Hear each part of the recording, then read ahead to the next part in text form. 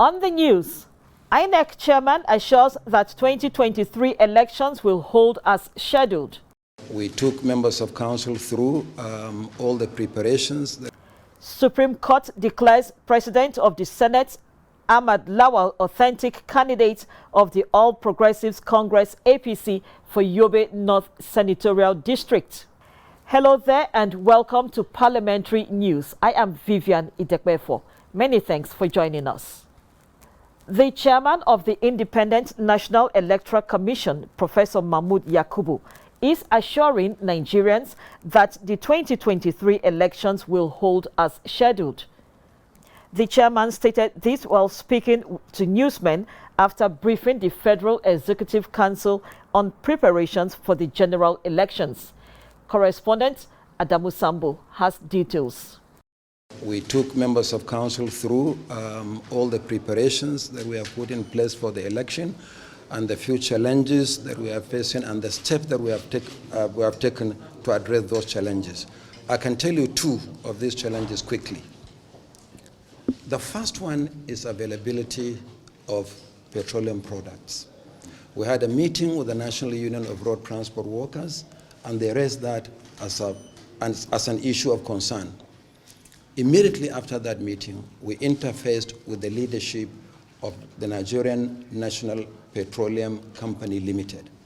And right now, there's a technical committee working. The idea is for them to avail us the use of their over 900 land mega stations as well as floating mega stations nationwide for the purpose of stocking products to ensure that the Commission doesn't suffer any encumbrances in movement of personnel and materials for the election.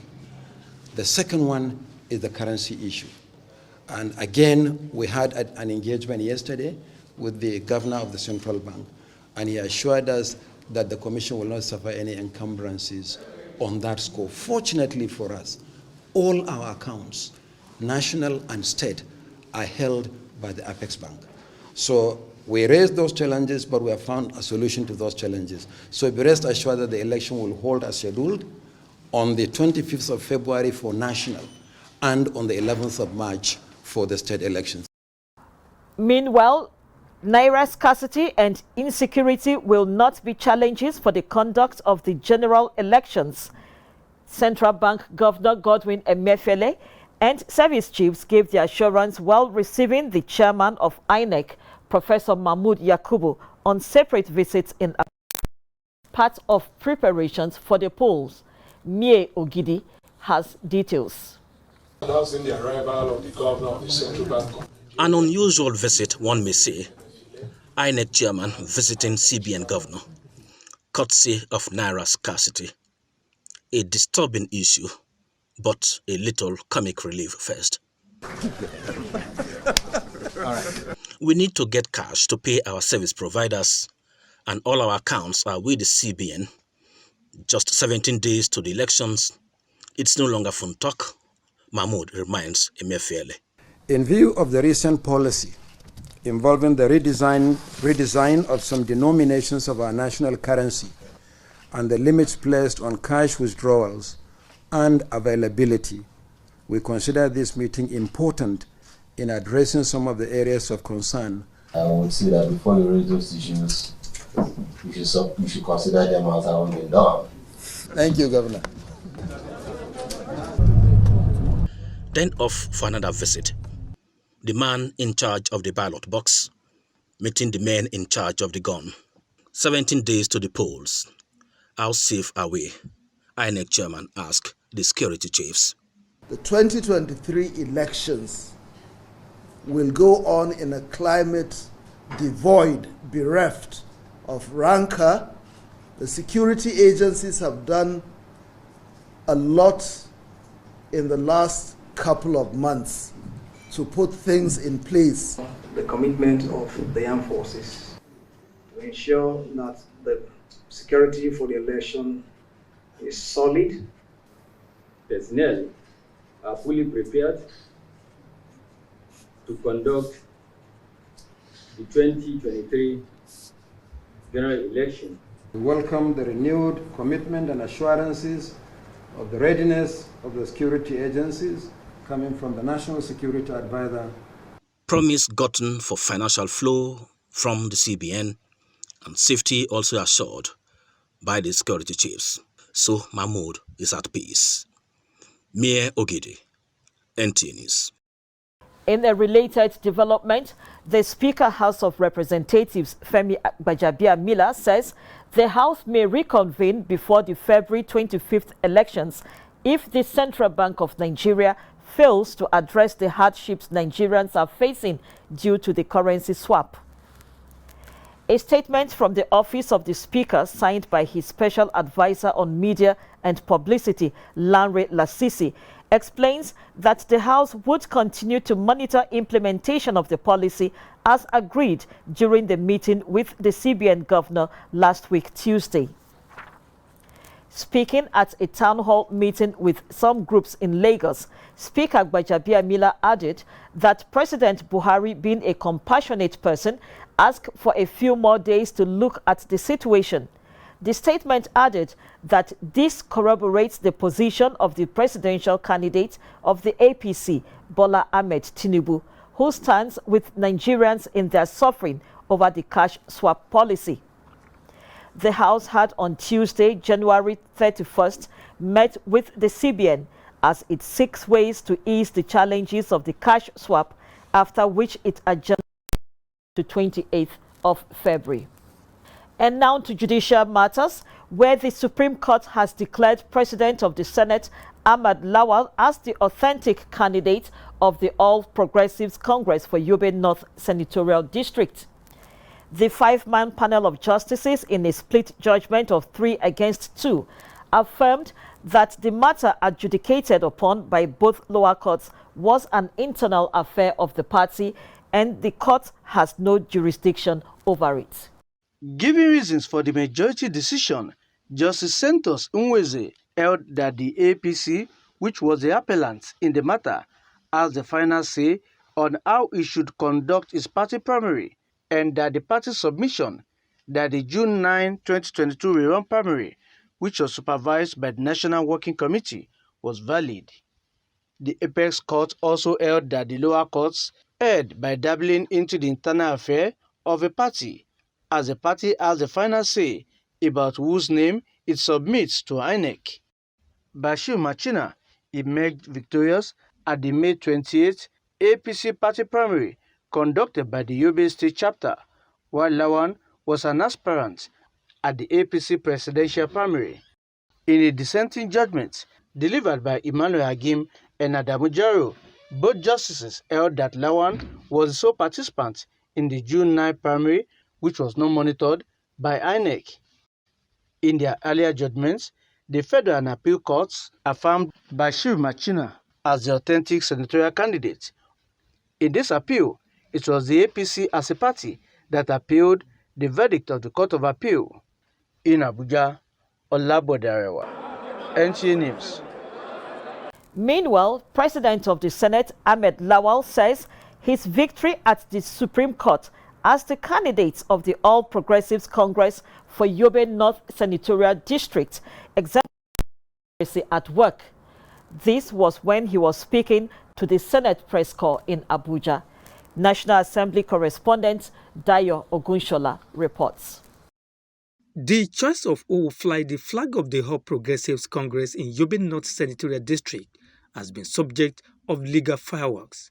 20 days to the poll, President of the Senate, Ahmad Lawan, got the green light. I commend the Supreme Court and the judiciary in general.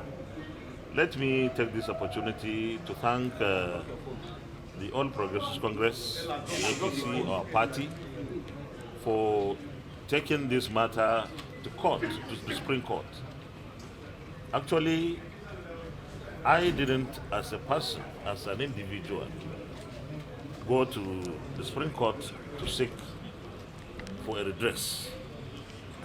But my party did, and my people. This victory is for all of us involved. I am the symbol, but the victory is for our party, the APC, and for democracy. The newly recognized APC candidate is optimistic that beyond being the immediate beneficiary of the Apex Court's decision, it will continue to enrich the nation's democracy. In Abuja, Dayo Ogunshola, NTA News. Still ahead, Nigerians hopeful that local government autonomy is feasible in the 9th National Assembly. Details when we return.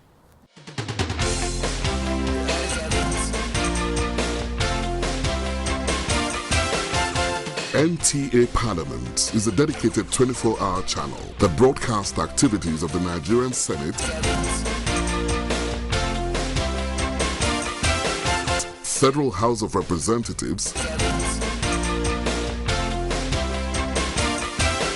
and all the 36 state houses of assembly.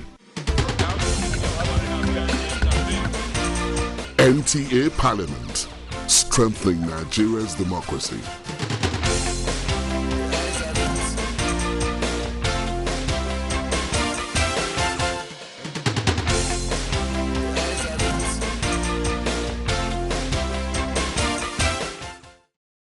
Welcome back.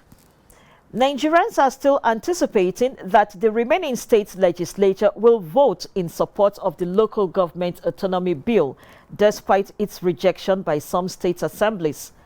In this special report by John Yaku, respondents are full of hope that the bill will be signed into law before the end of the 9th National Assembly, considering the developmental roles local governments will play if allowed to operate with full financial and administrative autonomy. The 774 local governments in Nigeria are the product of the Constitution of the Federal Republic of Nigeria to bring development closer to the grassroots. Many years since the return to democratic rule in 1999, many Nigerians believe the desired development at the grassroots leaves much to be desired because of local governments' overdependence on state governments through the joint account committees and on democratic process of leadership at that level. Unless on what the state government will say take as their share, they do not have the power to execute. There are some certain projects like the local road, the markets, and then other things that may add a development to the local government. Attempts in the past by the National Assembly on the autonomy for local governments was several times rejected. Even when it comes very close, the states seems to be the problem. Recall when State House of Assembly voted against their own financial autonomy at the behest of their governors. Today, many of those lawmakers are living with the guilt of that poor choice. The 9th National Assembly during the 5th alteration of the 1999 Constitution passed the local government autonomy and forwarded it to state assemblies for concurrence. The House of Representatives and the Senate approved 44 of the bills without differences and were transmitted to the Senate, to the state houses of assembly for their resolution. Several months after, 27 out of the 36 state assemblies submitted their reports with 15 states voting in favor, 2 abstaining, 9 yet to submit their reports, while 11 rejected it, with only Oyo State Assembly approving financial autonomy but rejected the administrative autonomy. Nigeria is a federation of states. It's not a federation of states and local governments. But yes, I'm sure that if local governments on the common front wish to seek for judicial interpretation, they can do that. How did we get here? Association of Local Governments of Nigeria and the National Union of Local Government Employees speak. We are carried along. Our argument is those that are rejecting local government autonomy, they are called saboteurs. What is the fate of local government in Nigeria if the remaining states vote against it?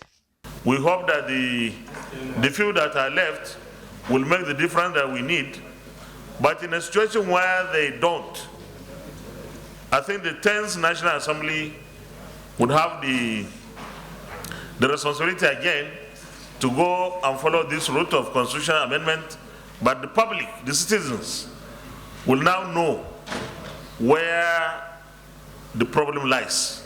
For now, nobody is sure of what will happen between now and the terminal date of this present administration and that of the 9th National Assembly. In Abuja, John Yaku, NTA News.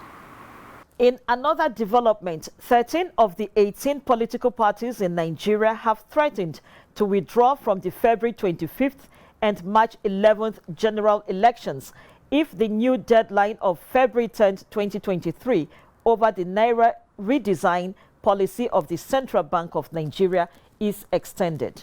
A coalition of chairmen of political parties and candidates at a media briefing in Abuja stated this position. Timothy Yusuf has this report. 13 out of the 18 political parties in Nigeria are represented at this media briefing. Their message is singular: withdrawal from the 2023 general elections if the currency policies are suspended or cancelled, or if the deadline is further shifted. As we cannot guarantee the credibility of the election where people have access to illicit funds to buy votes and compromise the electoral officials. The Naira redesign policy, they are convinced, will improve the credibility of elections and should be supported. The coalition is, however, not oblivious of the current hardship being faced by the populace as a result of the new policy, but called for patience while urging financial institutions to be patriotic in the transition period. Timothy Yusuf, NTA News. The 2023 general elections will be different from other elections in Nigeria, especially as the Independent National Electoral Commission introduces the use of technology in the process. The bimodal voter verification system is one of such technologies introduced. How will this technology encourage more participation of voters in the elections? Our correspondents are in the field to find out. The countdown has begun. Nigerians are going to the polls again to elect new sets of leaders in the 2023 general elections. The stakes are growing higher. Now, the electoral umpire, that is the Independent National Electoral Commission, INEC, has given assurances at different fora to hold a credible elections. This they are doing through the introduction of technologies, one of which is the bimodal voter accreditation system, that is the BVAS. This, they say, is one machine that will ensure that every vote counts. Now, we are on the streets of Abuja to sample opinions of Nigerians on how they feel about being inspired by this mission. Even before BVAS, I've always been highly political. I come out to vote. It has given us some level of confidence and trust in the electoral process. So I want Nigerians to come out. For me, I'm always there. This is the best thing that's ever happened in this country. Elections are all about leadership recruitment. And once you don't get it right, you don't have good governance. This time around, I'm going to be fully part of the election. I want to see how possible we can make things to be better in Nigeria. The situation in the Osun State where we have voting, I don't understand how you can vote without being accredited. So I hope it works. Actually, some of the people who have shared their thoughts with us commended INEC for the initiative and have expressed the willingness to be part of the electoral process concerning the deployment of technological devices by INEC. I have with me again some vibrant Nigerians who are going to share with us their views on the use of VIVAS in these elections. I know that they are competent. So I cannot say that, yes, I've given 100% assurance, but I believe in them that they will do the right thing. Though there are some discrepancies, more especially in the previous election, but despite that, I still believe that, yes, there will be a kind of improvement this time around. It will help Nigeria to have a good election. With a total of 176,846 polling units across the 774 local government areas in the country, it is the belief of eligible voters that deployment of the BVAS during the election will be significant in assessing the integrity of the 2023 polls. Kenneth, what do you make out of this? Thank you, Ifani. For me, the responses from a cross-section of Nigerians, I would say, represent the views, hopes, aspirations, and opinions of a greater population who are expressing the confidence in INEC to conduct a free, fair, and credible election, especially with the deployment of BVAS in few weeks to come. Kenneth Nanim, NTA News. From the National Institute for Legislative and Democratic Studies is a report on its scientific-based solutions to perennial security and leadership challenges in the country as it inaugurates 2 committees to consider proposals for the implementation of Center for Security Analysis and that of Advanced Executive Education Program in Nigeria. John Yaku has details. The Committee on Advanced Executive Education Program, headed by former INEC Chairman Professor Atahiru Jega, is to fill the gap in the growing demand for executive education for leadership in foreign countries, while that of Legislative Center for Security Analysis, headed by Professor Edoba Emorige, is to provide sustained information to the National Assembly in the area of security and conflict resolutions. It will also monitor and track the dynamics of conflict in all parts of Nigeria, and by so doing, improve the ability of government and security and intelligence agencies to counter threats and incidents, but more importantly, to develop non-kinetic measures to address the fundamental drivers of insecurity. The program will further develop participant management and leadership skill and enhance their personal performance as well as organizational effectiveness and productivity. The chairman of the 2 committees pledged to be patriotic in their responsibilities. Under NILS, establish what I call a very competitive, a globally competitive executive education program, which should be able to attract participants, not just in Nigeria, but from the West African sub-region, if not the entire continent of Africa. In view of the fact that we already have the concept note before us, and that we are going to work very assiduously and very speedily as well.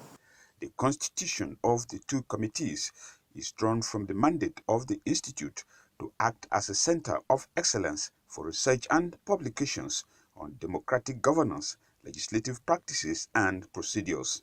In Abuja, John Yaku, NTA News. That concludes the news at this time. Remember to follow us on our news displayed on your screen, and also watch NTA Parliament on channel 370 on DSTV, channel 115 on GoTV, and channel 306 on Star Times. I am Vivian Idepefo. Many thanks for watching.